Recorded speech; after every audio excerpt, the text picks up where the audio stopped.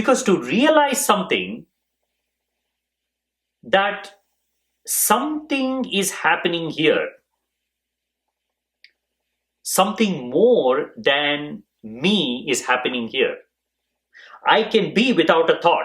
I can prove that to myself. Give me 1 moment, 1 second. I can actually be somewhere where there is no thought. But don't ask me to be there for more than 1 moment. I don't know how to do that. So, which means existentially, you are that for 1 moment. In that moment, you are enlightened. So that means enlightenment is not something new, is not a totally new experience for you. It is just that same moment when you are without being anything. You don't have to get rid of the body. You don't have to get rid of the mind. You just have to forget them. In 1 moment, you know how to do it. Because that much your mind and body will allow. Because that has been happening. Once in a while, you're suddenly thrown into a point where you're not thinking about the body, you're not thinking about the mind. You are just there. We have different words to describe this. A moment of wonder. You are stunned when you look at something totally new. Something unimaginable happens. For a moment, everything shuts down. You forget where you are. What does that mean, forgetting where you are? It means there is a disconnection between you and your mind, disconnection between you and your body. So you know what that is. The challenge is, can you be there? You cannot. Because you think you are that, but you are actually this. You are the mind and body. The mind and body cannot be there. Because the very phenomenon of minding, the very phenomenon of the body is to keep on moving. So as long as you think you are the body, you are the mind, you can never be in that moment for more than 1 moment. 1 moment you can be there and then it will throw you out. Who is throwing you out? Self has no desire to throw you out. You yourself are throwing yourself out because you don't belong there. The phenomenon called you, the mind and the body, does not belong in that moment. It can at the most open the door, look at it, and shut it again.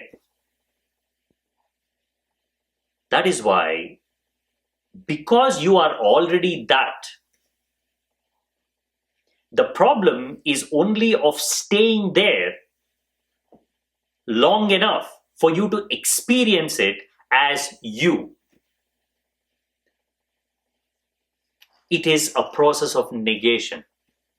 The only way you can get to that something that you already are is by negating all that you think you are, which is everything. That is the only good news. You don't have to be selective in negation. You don't have to be afraid, what if I negate something real? There's nothing real here. You can confidently go on negating everything. If you can see it, you can negate it. If you can touch it, you can negate it. If you can experience something, you can negate it. Because the ultimate you is not an experience. So safely, you can keep on negating everything. Adi Shankara says that is the way, that is the path. And Ramana Maharshi spoke about the same thing. He said, just keep denying your actions, your activities. Instead of adding more, feeding that ego, just watch your actions, watch your thoughts with a sense of deep dispassion. As if it has nothing to do with you. Go into this state of vairagya. Vairagya is a very beautiful word. It means deep detachment to a point where you don't even identify with your own thoughts, your own actions. It is only fear that makes you think, well, then what happens to my life? What if I do something really stupid? This is only fear. In real detachment, you will realize that your mind and body will function perfectly by themselves when you're not interfering. In fact, when you don't interfere, they perform even better because there is no ego involved, because you're not stubbing your own toe, you're not tripping constantly using your own other leg. Things will move smoothly. Your mind will continue to dream, continue to do what it has been assigned to do. It will do all the thinking, it will plan, it will sit quiet when it wants to, it will move into action, it will laugh, it will cry, it will do everything without bothering you. To know this, you have to practice this. There is no way to sit on the sidelines and get a sense of what this negation feels like. This negation is negative only when you're on the sidelines. But when you jump into it and start doing it, you will see every time you negate something and detach yourself from something, you are attaching yourself to something positive. The negativity is being pushed away. What is negative? Your mind is negative. Your body is negative. In your world, it's positive. In actuality, it is negative. It is a covering. It is a shadow. Denying your thoughts and action to be in a state of vairagya, to be in a state of deep detachment, is the ultimate thing you can do. Wake up in the morning, first few minutes, instead of just rushing and jumping into action, just repeat this in your mind. I have not woken up. This is not waking up. This is not me. Look at your body and say, this is not me. All your most important thoughts. If you don't do that, the world's going to end. That's how your mind acts. But nothing is that important. Your mind makes you feel like everything is important. So tell the mind, you continue to do all these things. If you are unable to do it, it's fine.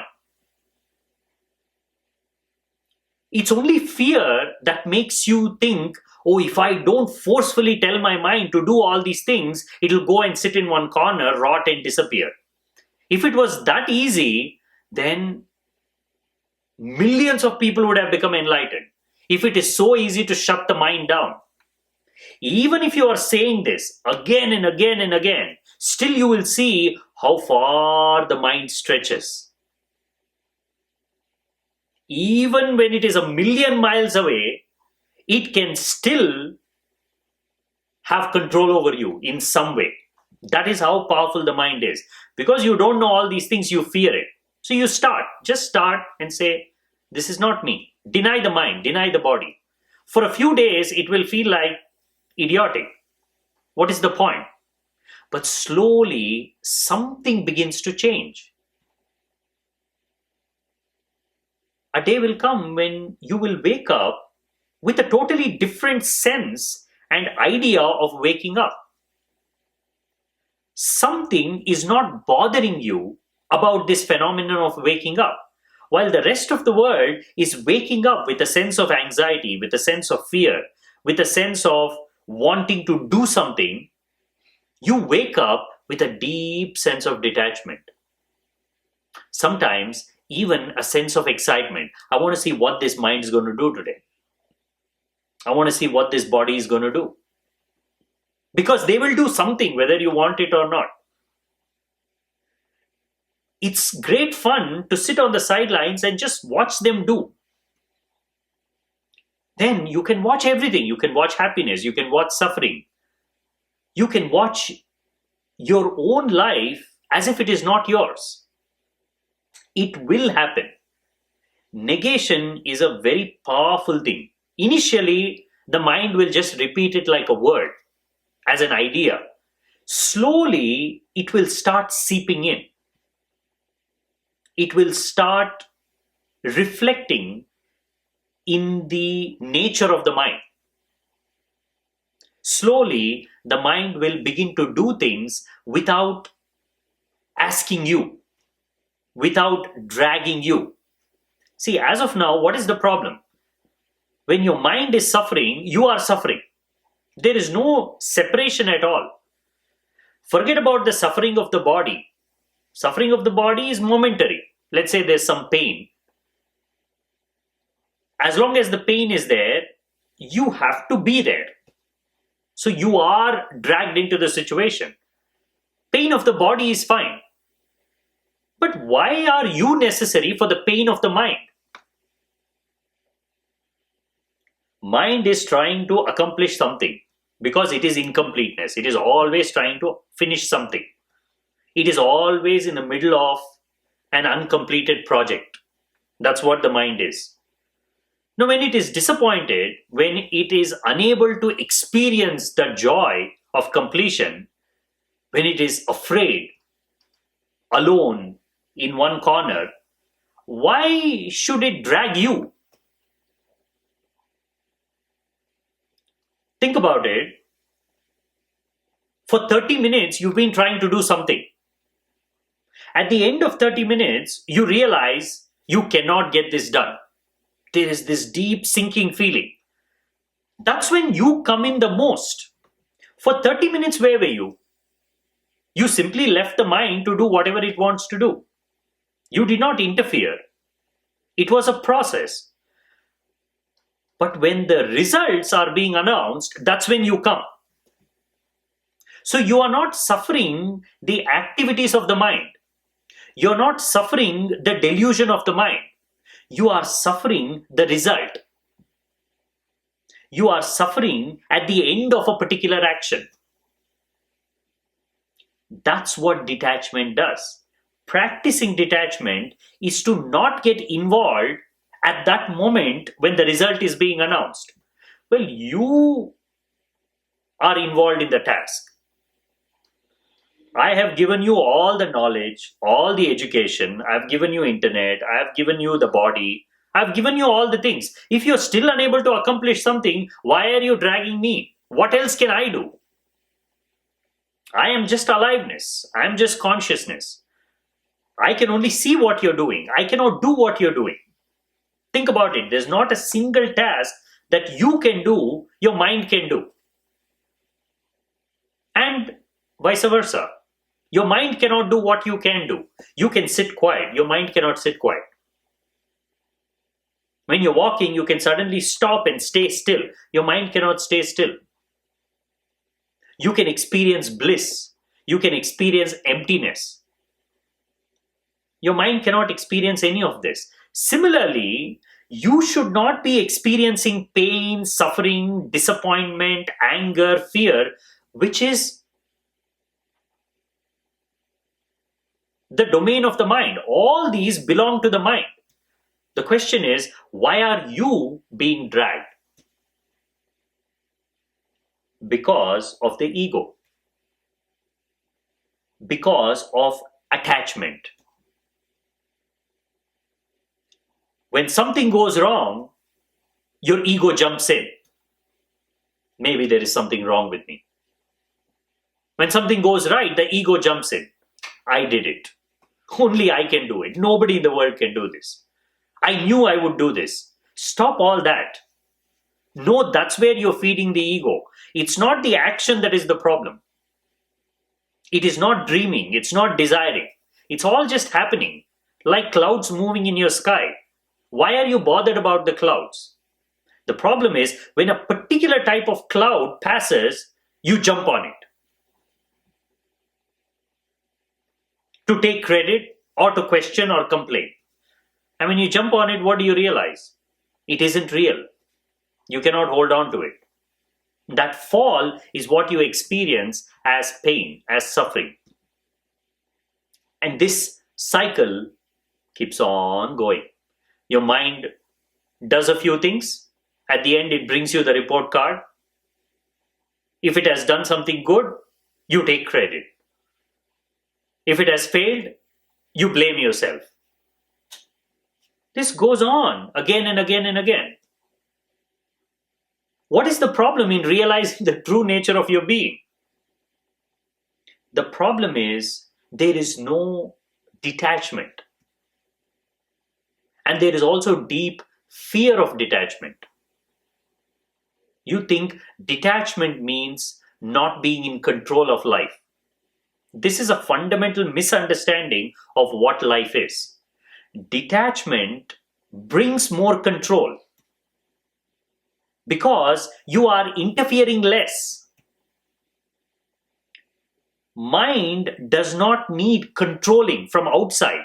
Mind needs to be given a task, given the resources, and left alone. Our biggest problem is we cannot leave the mind alone. We cannot see the actions and results of the mind as its own. Everything is about us. Everything is about our self-image. Everything is about life and death. Where does this come from? Even think about it, you're alone and it's dark. You hear a sound. You've not heard that sound before. You're hearing it for the first time. The first thought that comes to your mind is death. There is something there. Now, where does this come from? Because there is no separation whatsoever between you and the mind. When that thought triggers, if it is possible for you to just step away and say, just like all the things that I have negated, I'm going to negate this as well. You will negate the experience. You will say, this is not me. But still, if there is something that needs attention, your mind will go there. Your body will go there. That's the beauty of detachment. Detachment doesn't mean you surrender and say, I am not going to take care of my life. I'm not going to do anything. Whatever happens, let it happen. That's not detachment. That is also attachment. You're attached to detachment. True detachment is to moment watch what you're doing and slowly, internally, quietly keep denying everything. When something goes right, just say, it has just happened. Where did I do it? I am somewhere sitting far away. I'm the watcher. I'm the dreamer.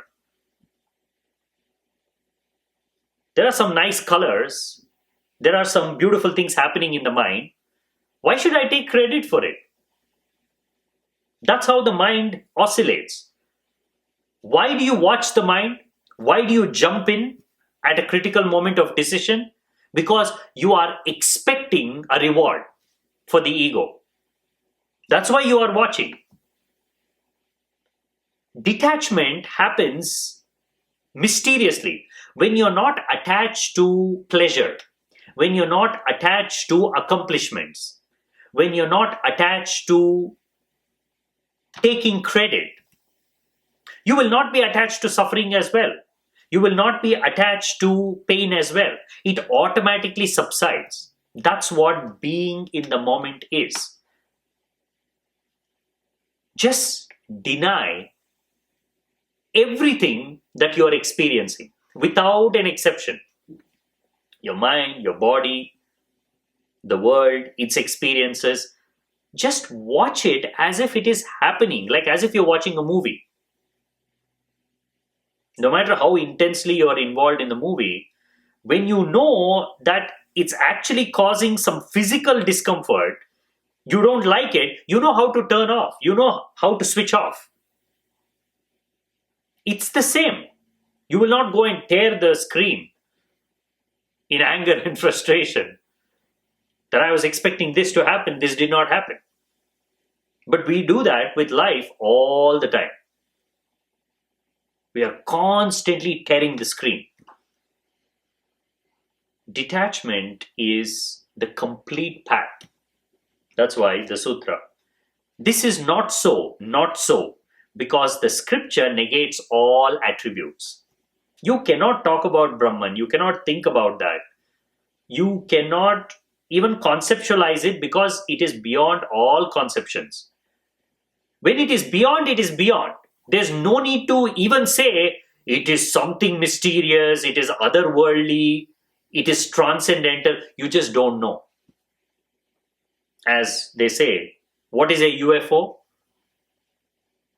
It's an unidentified flying object. It is nothing. It is unidentified. You don't know what it is. That's why you're calling it a UFO. But in your mind, UFO is something. It's the same with Brahman. You refer to Brahman as something. You refer to universe as something.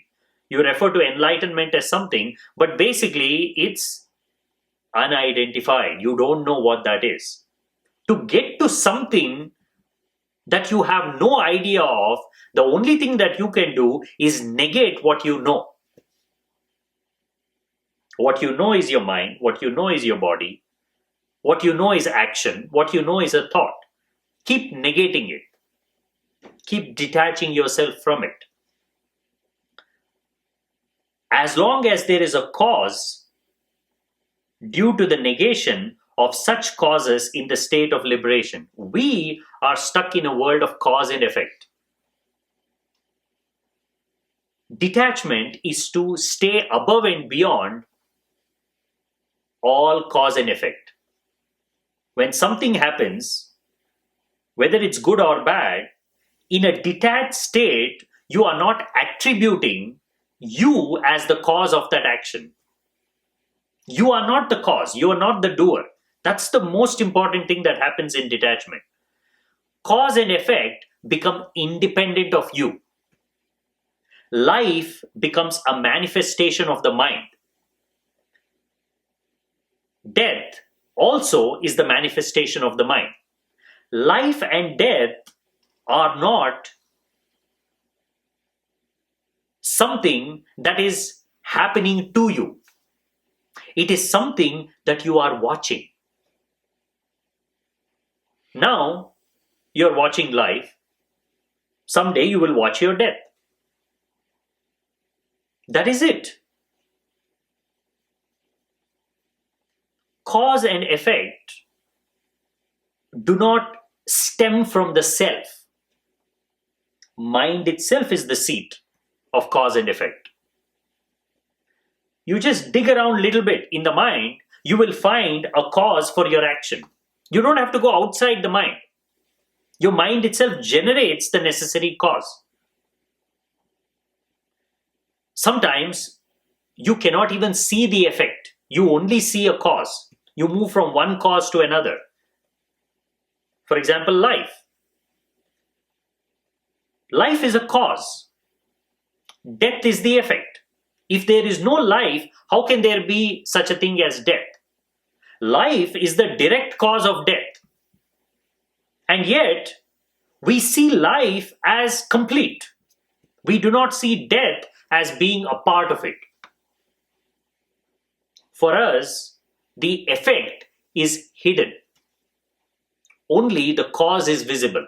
If only the cause is visible, why to attribute that cause to something deep, to the self? Just leave it to the mind. Detachment is to see cause and effect as a mental phenomenon.